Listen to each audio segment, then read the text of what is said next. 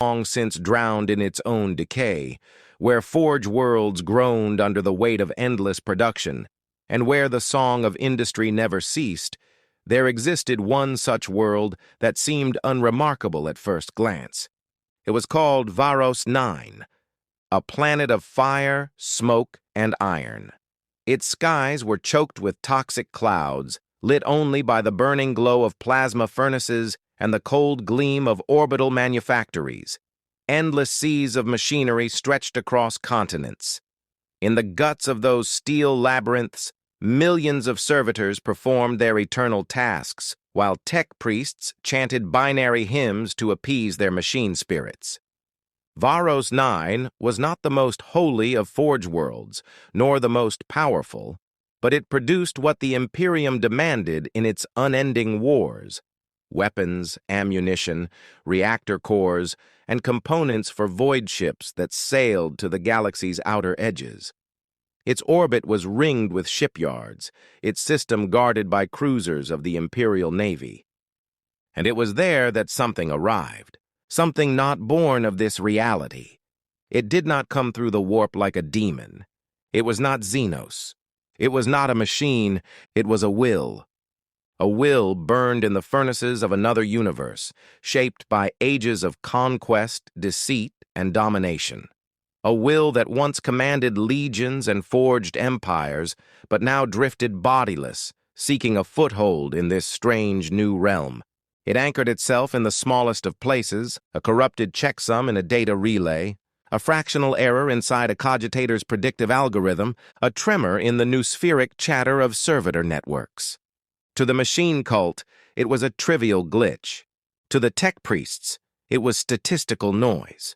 They had no idea what had slipped through their sacred circuits. The being that entered Vharos-IX had once borne a name feared throughout an entire world, a name spoken in terror, in whispers, in curses.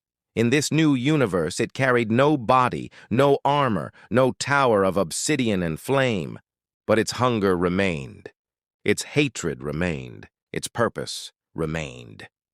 He had been the Lord of Shadow, the Master of Dominion, and here, in this galaxy of endless war, Sauron found a realm worthy of his return.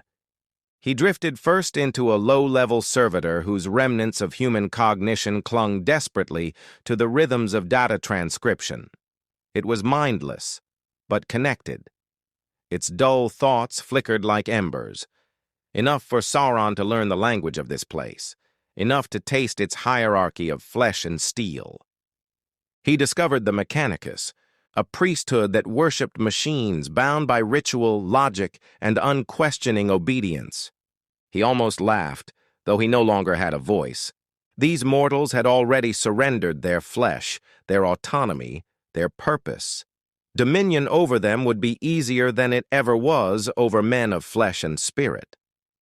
Patiently, Sauron spread through the data wells of Vharos-IX, a whisper in one cogitator, a flicker in another.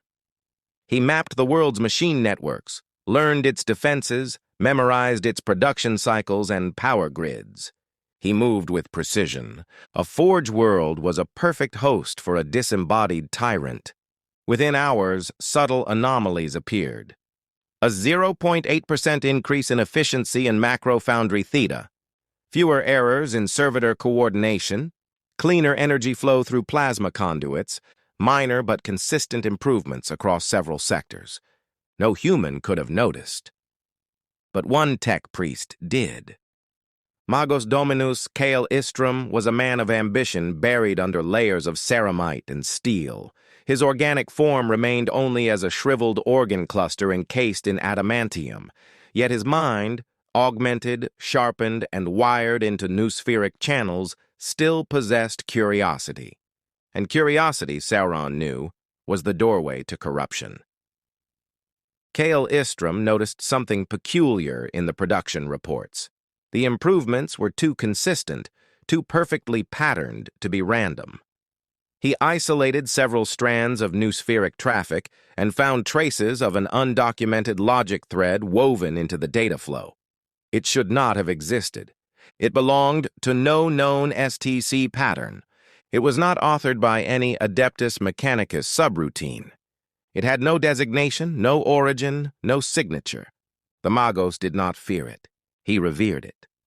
A new machine spirit. He murmured through vox grators built into his steel throat. A superior one.